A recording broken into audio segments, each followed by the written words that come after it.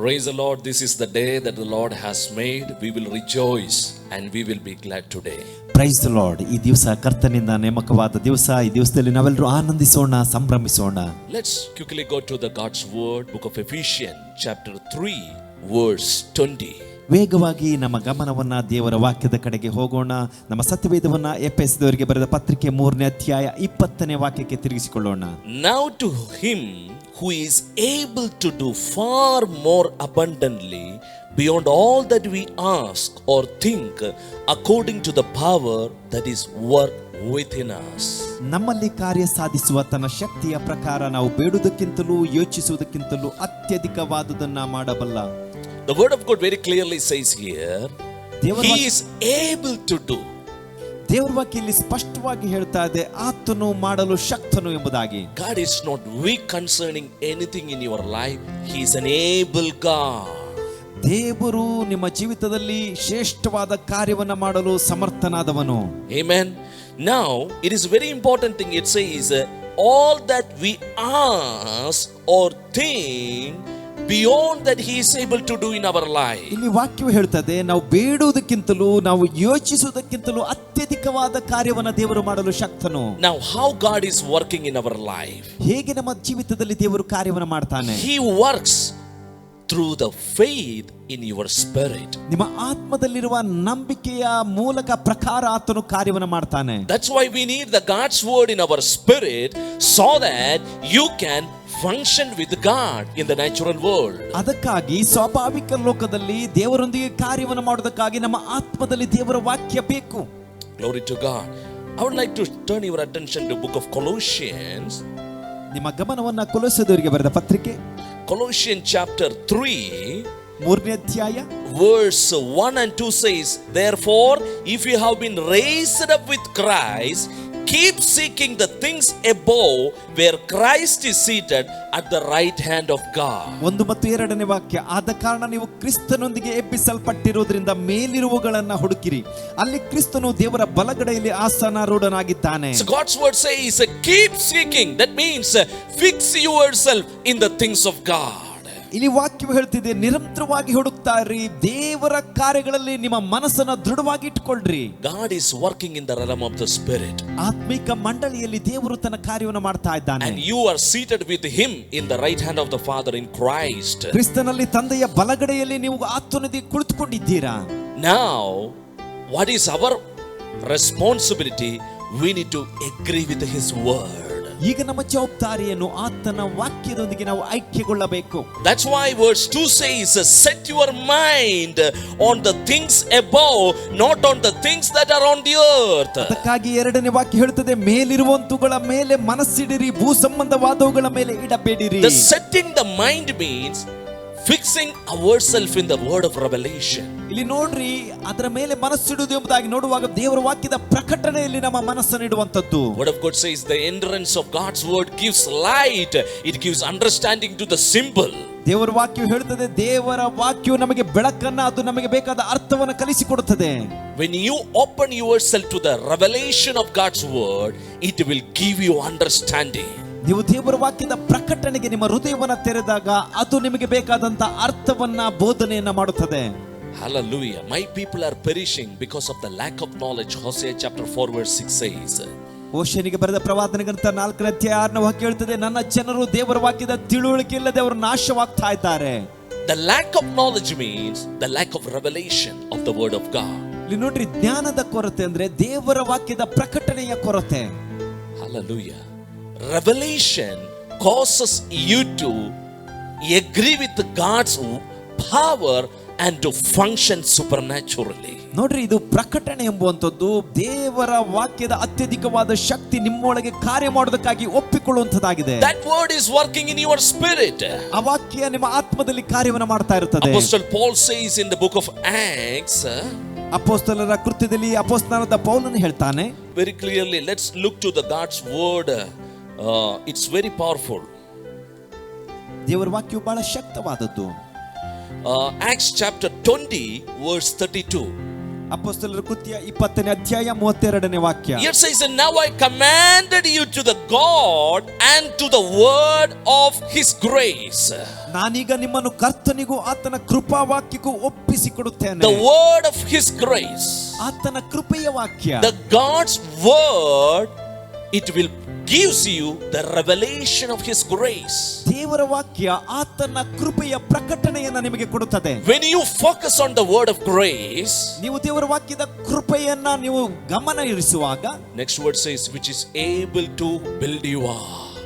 ಮುಂದಿನ ವಾಕ್ಯ ಹೇಳುತ್ತದೆ ಅದು ನಿಮ್ಮನ್ನ ಕಟ್ಟುತ್ತದೆ ಎಂಬುದಾಗಿ. Building in your inner man, strengthening in your inner man.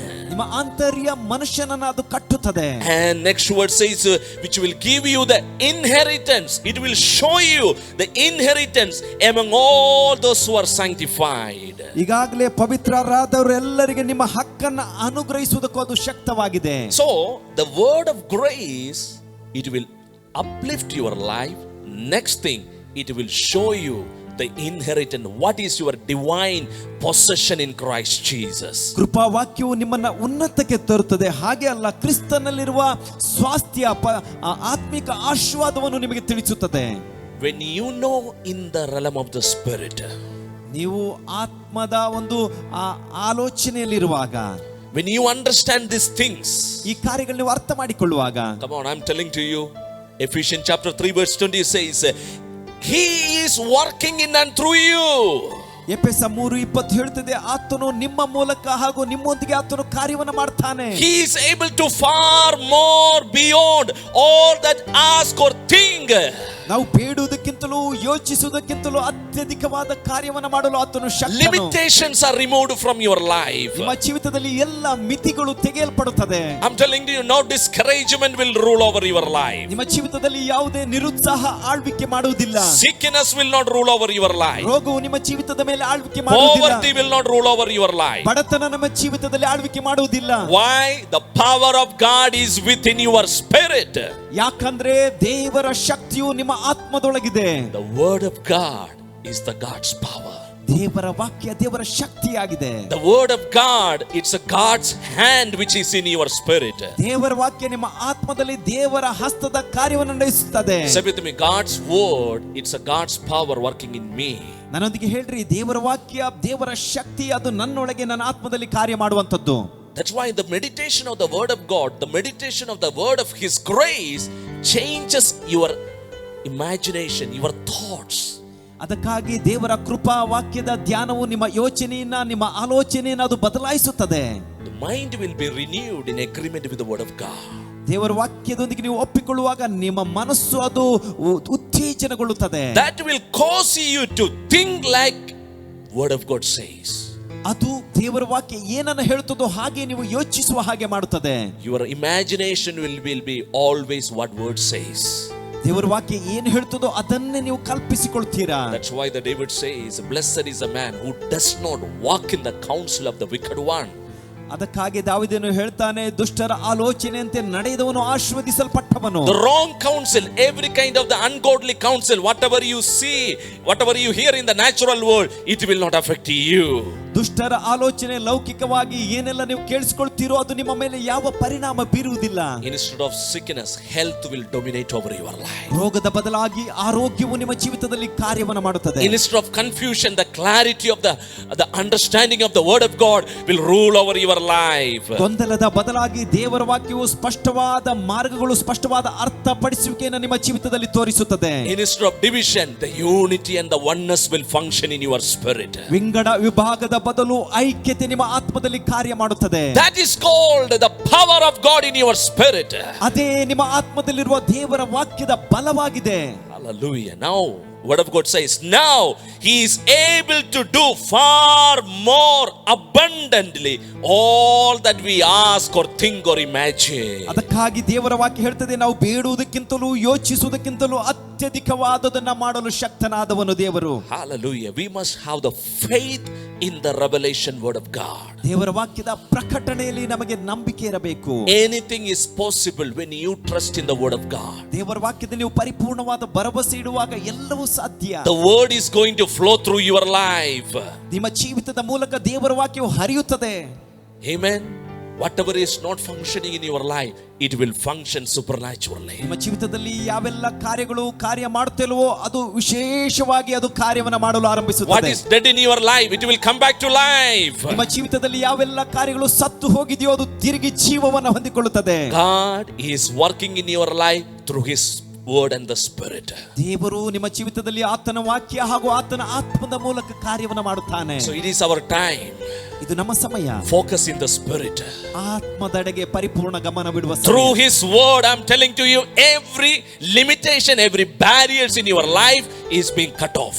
ನಾನು ನಿಮಗೆ ಹೇಳ್ತೇನೆ, ಆತನ ವಾಕ್ಯದ ಮೂಲಕ ಎಲ್ಲ ಮಿತಿಗಳು, ಎಲ್ಲ ತಡೆಗಳು ಅದು ಇಂದಿಗೆ ಮುಕ್ತಾಯವಾಗ್ತಾ ಇದೆ.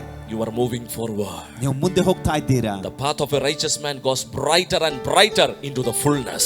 ನೀತಿವಂತನ ಹೆಜ್ಜೆಯು ಅದು ಇನ್ನೂ ಸಹ ಅತಿಯಾದ ಪ್ರಕಾಶದೆಡೆಗೆ ಅದು ಮುಂದೆ ಹೋಗುತ್ತದೆ. You will shine in this darkened world. ಈ ಕತ್ತಲೆಯ ಲೋಕದಲ್ಲಿ ನೀವು ಪ್ರಕಾಶಿಸ್ತೀರಾ. You will rejoice in every situation. ಎಲ್ಲಾ ಪರಿಸ್ಥಿತಿಗಳಲ್ಲೂ ನೀವು ಆನಂದಿಸ್ತೀರಾ. Amen. So God bless you through this word. ಈ ವಾಕ್ಯದ ಮೂಲಕ ದೇವರು